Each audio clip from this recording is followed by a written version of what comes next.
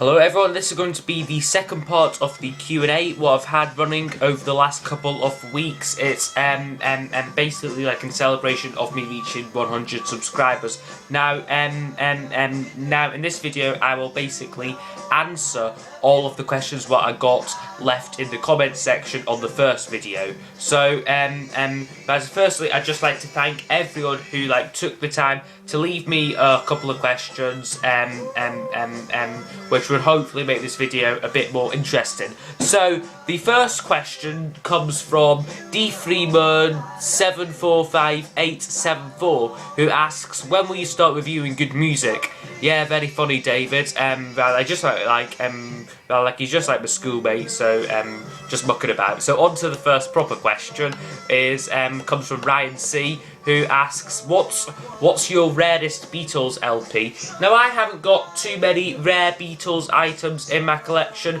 but I'd say probably the rarest thing what I've got would be my original mono copy of Rubber Soul, which is one of the loud cut presses, which was like the early early copies of Rubber Soul had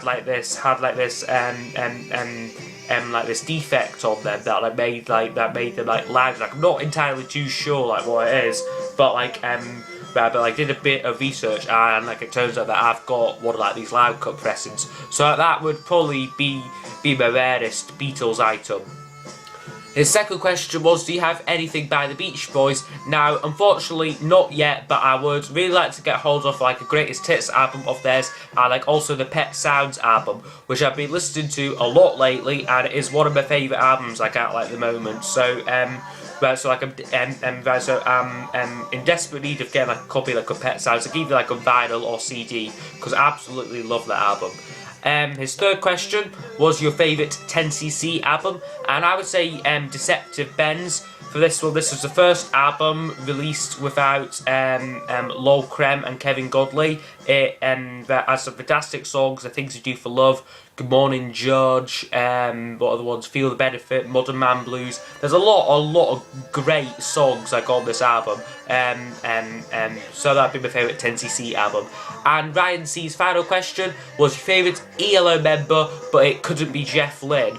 Now, for this one, I would say Richard Tandy, the keyboard player. Kind of because I just feel that he made the most significant contribution to the band's overall sound. Well, apart from Jeff, of course. Because his keyboard and his synthesizer work, it really added a sparkle to ELO's work. More so than say Bev Bevan's drummer, which is still good, but I just feel that Richard Tandy's contribution was a very significant was a very significant in ELO's sound. So that would be my favourite ELO member who's not Jeff Lynne. But like most ELO fans, my favourite member is Jeff Lynne. Next person who left questions was Adam 80s Heaven, who asked what's my favourite Beatles album. And Adam was one of the first people to leave to leave his questions, and I prepared my responses as soon as I could get the questions in. So I got on the sheet what I've got here, I've got type Sgt. Pepper's Lonely Hearts Club Band, but at the moment I would say it's Revolver is my favourite Beatles album. But for me it kind of alternates between those two. It very rarely changes between those two, Sgt. Pepper's and Revolver. But just at this moment in time, I would pick Revolver. But probably tomorrow I'll be in a Sgt. Pepper's mood. But I don't know. But I just really love Revolver now at the moment. Then he asked, who is your favourite Beatle and why? Now I kind of took this as personality wise, as opposed to just focusing totally on the music. So I would pick for this one George Harrison, kind of because I feel that he was always in the shadow of Lennon McCartney a lot of the time, and also he has my favourite solo Beatles album, All This Must Pass, and I just think that he's a really cool, funny guy. So so that would be George Harrison. Question 3 from Adam was my favourite 80s album, and this was very easy for me. Paul Simon's Graceland album would be my favourite album from the 1980s.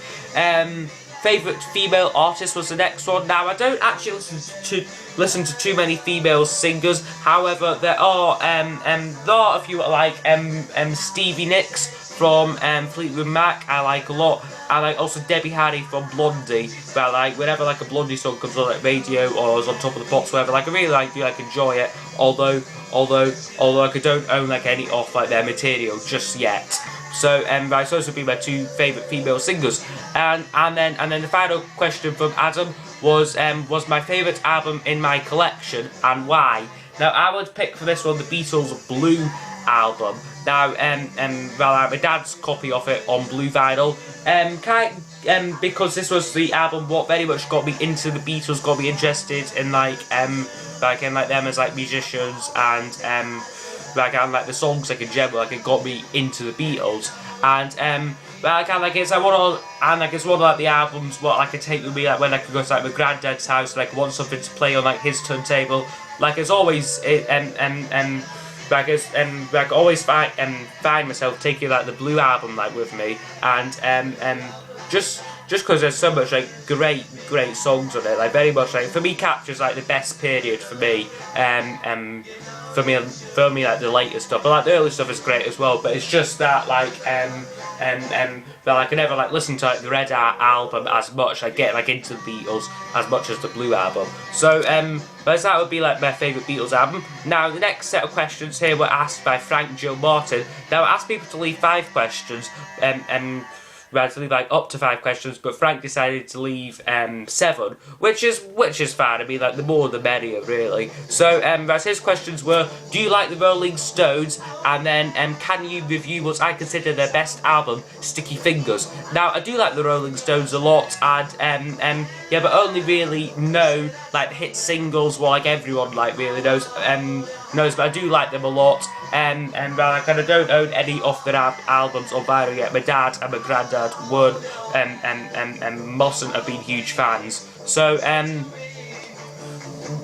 but in like the future though, like I will try and get hold of Sticky Fingers, and like when I do, I will definitely review it for you. Next question is, should a good Beatles tribute band and a good producer attempt to make a few fantasy Beatles 1970s albums using contemporary solo tracks of John, Paul, George and Ringo? For this one, personally no. I would prefer, like if I wanted to like hear like a Beatles album made in the 70s when it sounded like, I would prefer just to like compile a playlist by my but I prefer just to compile a playlist on like my own, like off like the tracks what I feel like would fit into like a Beatles album, like rather than having like impersonators like playing them. That's like my like opinion on that one there. Third question from him: what was the best concert you ever attended? Now this is very easy for me. I'd say Paul McCartney live at Hampden Park in 2010. This was the first time I saw Paul McCartney, and like the only time I've seen him so far. But I'm going to see him again in May this year, which I'm very excited about. So like who knows, like it might be better like in May, but I'd probably still say though that like my favourite concert would still be the first time I saw him, which was as I said, Hampden Park, Glasgow, 2010. Next one here: is Paul's voice beginning to show signs of aging? And I'd say yes, definitely. I mean, like he doesn't sound anything like he did when he was 20, 30, 40, like or even 50 years old. But yeah, but it kind of varies sometimes. So like sometimes like he sounds like really good. I mean, like on the Out There Tour Japan DVD what I've got like from like 2013, like he sounds fantastic on that. But like yeah, but compare that to the Diamond Jubilee like in 2012, it's that one was a bit like a bit shaky like in places. But I can understand that like he did have like some throat problems during 2012. But like Rabbit now though, like his voice is more than fine for a 72-year-old, I think he is now, 72, 73-year-old now. So right, yeah, so like his voice is in like great shape considering his age. Next one, do you think that Paul should include some forgotten classic songs in his next tour? And yes, definitely Paul needs to vary his set list up a bit more. Like it's kind of getting like a bit a bit like monotonous, like with like the Out There tour, like it's where it's the same songs night after night, and no, but I'd say that like recently, like has been doing like some rarer songs such as Lovely Rita, Mr. Kite, and Wing stuff as well, like 1985, and I can't think of any other rarer like album tracks that he's doing live at the moment. But songs that I'd love to see Paul do live would be Uncle Albert, Admiral Halsey, Martha My Dear, and Beautiful Night are the ones that I'd love to see him do live. What he's never ever performed live before. Like those are the ones that I'd like to see him do in concert. Next one here. What's your favourite Beatles song covered by another artist? And Frank says that his is Joe Cocker's version of With a Little Help from My Friends. That is a fantastic cover, but it's not my personal favourite. My personal favourite is Stevie Wonder's version of We Can Work It Out, which I think is well, he just like takes like the really good song We Can Work It Out like as it is, and like just like puts his own spin on it, and I really love it when artists do that. So but that would be my favourite Beatles cover from another artist. And then Frank's final question was, what's your favourite song that the Beatles gave away? Now for me, I would say it would be the song Bad to Me, what they gave to Billy J. Kramer. And well, I like well, I think that like this song wouldn't have sounded out of place like A Hard Day's Night, like on like the B-side to like that album. And well, I think that had it been recorded by the Beatles, it probably would have gone down as like one of their classics. But unfortunately, it wasn't. Like Billy J. Kramer does a good version, but not as good as like the but not as good as like had like the Beatles done it originally. Right, so thanks Frank for all those questions. Next set of questions come from Rockboy680, who asks what artists do you like that you haven't already talked about on your channel yet? Now I'd say for this one here, probably the Beach Boys I've been getting into a lot lately, like especially well, I really like only like the Pet Sounds album, and like also the Smile sessions as well, like I've been listening to a lot, and I really love like that, well, like those two albums. So like I haven't done a Beach Boys video yet, but like they are a band that I'm really getting into a lot now. And like also the Who as well, I listened to I listened to Quadrophenia yesterday, after it was recommended by Ben Simpson in his video, what he done a couple of days ago. Like he said that like to listen to Quadrophenia, and like I absolutely loved it. So then I realised I've not done a video on the Who yet. So but it's also be like the two artists who like I really like what I haven't done videos on yet. He then asks favourite album from the year 2000 onwards. Now I would say for this one probably Paul McCartney's album New. And this one for me though, like that ranks in like the same league as like his 70s stuff, well, like the best of his 70s stuff, like there's only well, for me, like with like Paul McCartney ranking as like it's third, like only behind Band on the Run and Ram. It's maybe due to the fact that it was like the the only release so far released by Paul, like when I've been like an active fan of his. So but I think it will, but I think that album will always have like a special place for me. He then asks, so that's Rockboy's next question is your favourite band, what became known after the 1990s onwards. Now I must confess I don't listen to too much music released from the year released from like the 90s or even like beyond. But I'd say my favourite band would actually who like became known after the 90s would be a band called Death Cab for Cutie, who my friend David got me into. He was the one who left the first question. Like he actually like got me into this band, and like I do like them a lot. They have got a new album coming out in like in like a few weeks. So I really like I really like the new songs from it. So so they're a band what I'm like just getting into, but I really do like them. And his next question is my opinion on Genesis. Now I haven't heard much of their material. The stuff I have heard I have quite liked, but like not enough to go and like really really explore the rest of it, yeah, I've liked it, but not enough to go and explore the rest of their catalogue just yet. And then Rock Boy's final question is, what's your opinion on Billy Joel, and also what's your favourite song by him? Now, I really like Billy Joel a lot. He's he's one of my favourite artists actually. Like if I was to do a top 20 artists, he would probably feature in that list somewhere. And my favourite song from his is Scenes from an Italian Restaurant. It's and this is about 7 minutes long. Absolutely fantastic song. Just love different stages. Kind of similar to like the Abbey Road medley, but just a really fantastic song. So guys, so thank you Rock Boy for those questions. Next set of questions are left by Fern Fern Oates. I think that's how you say your name. Sorry if I'm getting it wrong. But so he asks, have you ever heard the infamous Mass Marauders LP? Now I actually had to Google this to find out what it was, and when I found out what it was, I remember reading about it. So basically, what it was is was in like the late 60s. There was like this album what had been faked as was supposed to be like this super group consistent of Bob Dylan, Mick Jagger, John Lennon, and Paul McCartney. It's definitely interesting to think that had they worked together, what would have been like the result. But I haven't heard the album, and I don't really have much interest to if it's just people pretending to be them. So but no, I haven't heard the album. Then he asks, what do you think John Lennon's best album was?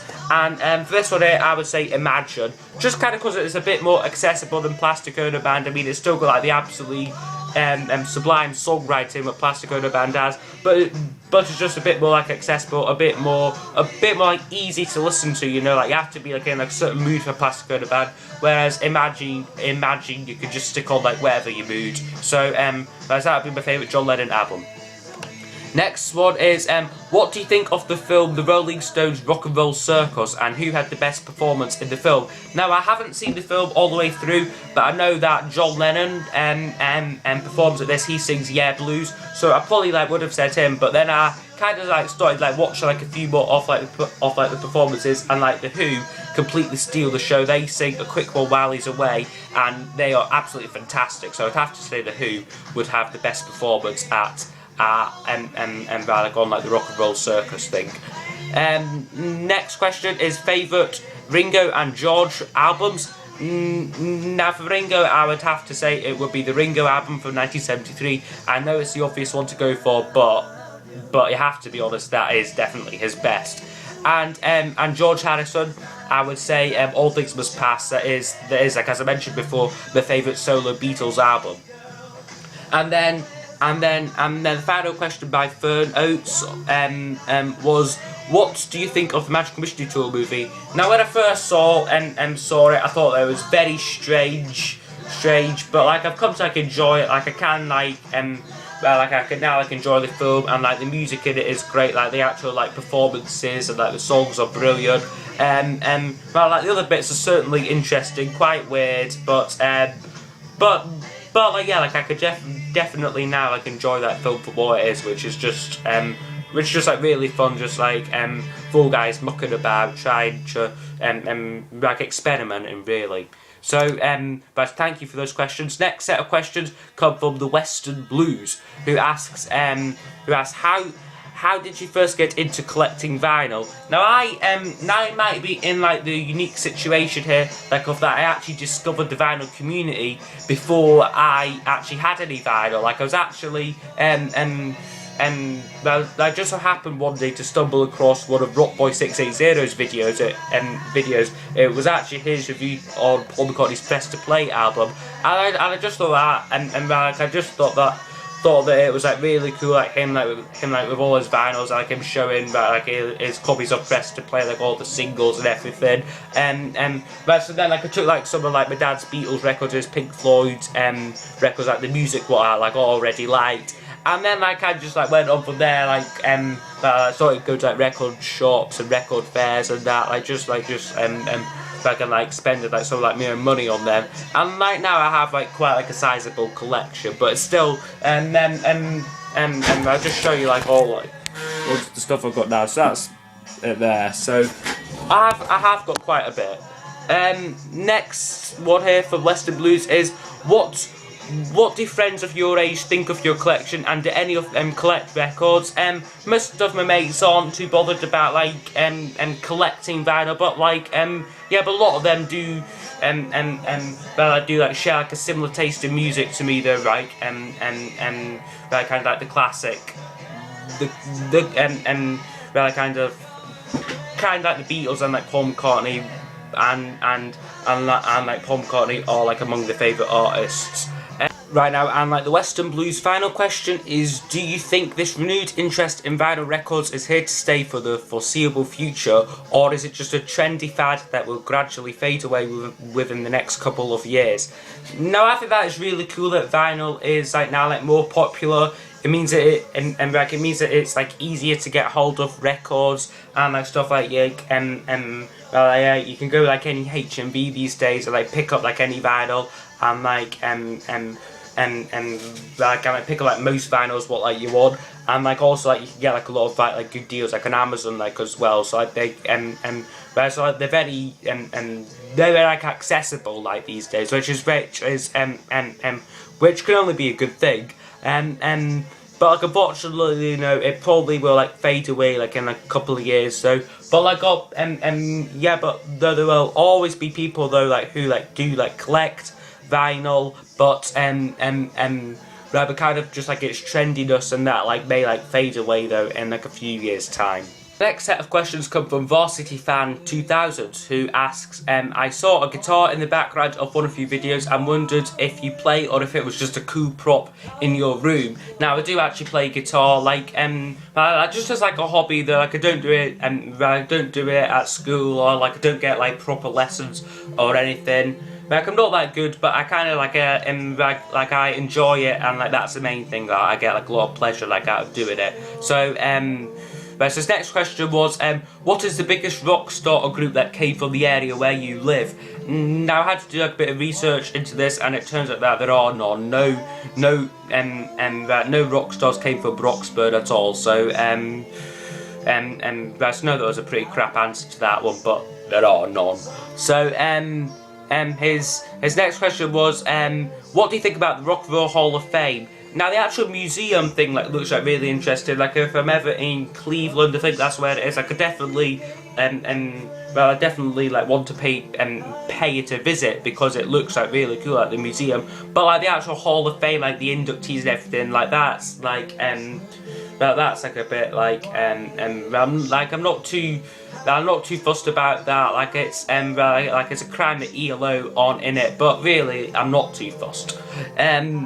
He then asks, are you worried that you have accumulated too many records too quickly? Not really though. I've been like collecting records for like about like a year now, and like I've got like a fair few, but I've not got like overboard. Like I've kind of like bought them in like moderation, like here and there. So that's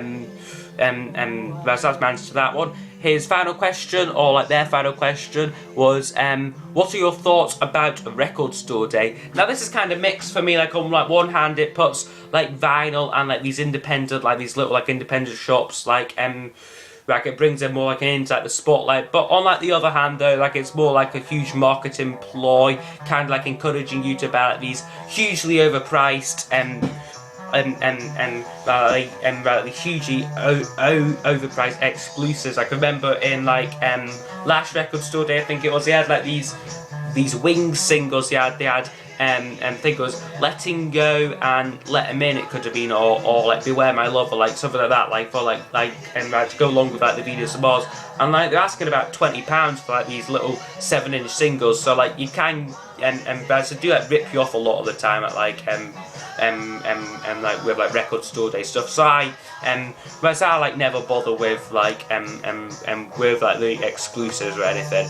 So right, thank you for those questions. Next ones come from Ben Simpson, who asks what is my favourite Led Zeppelin song? Now it might surprise a few people, but I'm not a huge Led Zeppelin fan. Maybe a bit too hard for me, and well, a bit too hard rock for me. But like if I had to pick that one song from there, which is my favourite, I would have to say A Whole Lot of Love. I do like that song a lot, actually. So right, so that'd be my favourite Led Zeppelin song. He then asks my opinion on Paul McCartney and Kanye West's collaboration. Right now, like, I'm not a huge fan of like the actual songs, but I think that like Only One, I didn't really like that song too much. 4 5 Seconds was what was the one they did with Rihanna. I did actually quite like the actual tune of that and like everything, but like overall, like, it wasn't that great. And then All Day is a horrible song.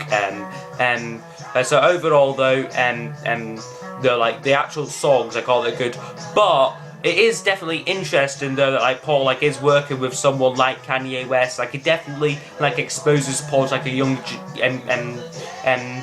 exposes Paul to like a younger generation, which even though like they maybe sometimes don't know who he is, like hopefully through these collaboration they will know who he is. And I do like how like Paul like is continuing to challenge himself. Like, he doesn't need to do these collaborations, but he does it because he's interested in in being like creative. So like I'm like all for like him all for him doing like these collaborations, because it doesn't damage his legacy at all. Like, unlike like some fans think that it's damaging his legacy and everything. That's rubbish. I mean, like, he secured his legacy like 40 years ago. So he's just doing this basically just like experiment. Which I'm all for. Let's hope that I think that was a full enough answer for that one. Ben's final question was my favourite artist from the 1980s. Now, I'm not too sure if this would count, because you might consider this artist this artist more in like the 60s and more in the 60s or even the 70s, but I'd have to go with Paul Simon, because for me, like, his classic album, like his best album, Graceland, was released in 1986, which was an absolutely huge album. But like, if like you do like an artist who was primarily in like the 80s, I'd have to say Dire Straits probably. So thank you, Ben, for those questions. Next ones come from my friend Seb, who asks like, he had like a lot of like like interesting questions. Like, definitely like, had to think about these. So he asks like, what are your thoughts on separating the artist from the art? Well, like, he provided like an example here. So like saying saying that like, I don't want to listen to such and such artists because they hold like political views but I disagree with. Me, I tend not to do that. For example, with John Lennon, who was very politically active in like the late back in like the late 60s, early 70s. Although I maybe don't agree with his political stance, I can still like enjoy his songs and that, like, and everything, like Imagine, I think, that's my favourite John Lennon song, Imagine. So like, I can still very much like enjoy the music and like, even if like I don't agree with their political opinions. Number two is in what direction do you think pop music will head in the future? No, I'm really not too sure. Not sure this one here. Like, for me, like, pop music really hasn't changed and it hasn't been like any big like innovation since like the 90s really, and I'm not really too sure like if like there's anything else to be done in popular music now, but I would just like have to wait and see really. Question 3 from Seb is my 5 most underrated albums. Now I think underrated albums, probably Paul Simon's Hearts and Bones, I think is very underrated. Wings Back to the Egg is also very underrated. Also Redwood Speedway by Wings as well. Jeff Lynne's solo album Armchair Theatre, and George Harrison's 33 and a Third. So those are like albums by like artists who like I really like, but I don't think are like recognised in like as much like in like comparison to like their more well-known material. So and then Seb's fourth and final question was, do you believe that an idea is harder to explain through music or visual art? Now I think it will be harder through through music, since you don't have like an actual visual element to like see. But like if it's done like effectively through music, I think that it can be like more effective. Like if it's done like if it's done correctly through music, like an idea can be conveyed through music more effectively than it could be through like another art form. So that question definitely like made me think. So thank you for those questions, Seb. So next ones here are from Morgan Davis, who asks, what are your thoughts on Status Quo? Now they're not a band I listen to very much, but I do enjoy it when like the songs come on like the radio. But my problem with them really is like a lot of like the songs that I do know, they all kind of sound the same. There's not much variety like in like the material, or like what I've heard of it, like their albums could be like completely different stories, but like of what I've heard of theirs, like it's kind of like monotonous, like across across like the songs. They're all like guitar based hard rock. I'd like say 3-chord songs. I know that that's a cliche, but anyway, his second question was my favourite model of guitar / bass. My favourite guitar model would probably be the Epiphone Casino, and my favourite bass would be the Rickenbacker 4001, which if you don't know what that is, that's what Paul McCartney plays during like the Wings and the Wings era, and like the Epiphone Casino is the one what John Lennon plays for like the 1966 Beatles World Tour. So Morgan then, his third question was the favourite record in my collection. Now I did answer this previously. I said the Beatles Blue album, and like my reason is up there also. And his fourth one is are there any records that you regret buying? Not really. Like I don't regret getting like any off like my records. Although like I maybe shouldn't have got like the concert for Bangladesh like when I did, because I paid like a bit of money for that one, and like I hardly play it. So so that one I got like at the time was one that I kind of regretted getting. But yeah, but now though, like I'm like very glad that that I've got a copy of it at least. Got my nose there. But anyway, his fifth and final question for Morgan is, if you could go back in time and go into the body of someone and live as one person, who would it be? Now I'd have to say this probably won't surprise a lot of people, but I'd say Paul McCartney for this one here. Just because he's done so much in his life, it would have been great to have written like all those fantastic songs and like be like as talented as he is, and also like touring the world and everything, and like being in like a great band would be absolutely fantastic. So that would be my answer to that one there. And we're on to the final person who left questions, who is James Lobban, who asks, do you like U2? Now I'm not a fan of U2 at the moment. I've only heard like the hits, like the more like well-known ones, and I wasn't too impressed with them. So so it would be a no for that first question. Second one is, what do you think of Eric Clapton's music, and do you have a favourite album of his? Now I really like a lot of like Eric Clapton's music, although I can get with him, like I'm only familiar with like the hits and like I'm only familiar with the hits and the more well-known tracks. And guys, for like a favourite album, like I'm not familiar with like the albums at all. So so no, I don't have a favourite album from him. Next one is, what artist do you see yourself starting to collect that is most outside your normal listening genre? Now I don't like actually see myself collecting like anything what isn't like classic rock or pop. So I was thinking like about this one, so I was thinking about this one, and I could probably say like maybe like I could see myself getting into David Bowie a bit, and like also like Eric Clapton like as well. Like he's someone who like I could see myself getting into. And his fourth question was, apart from Beatles, Solo Beatles, ELO, or Simon and Garfunkel, what artist would you like a complete collection of?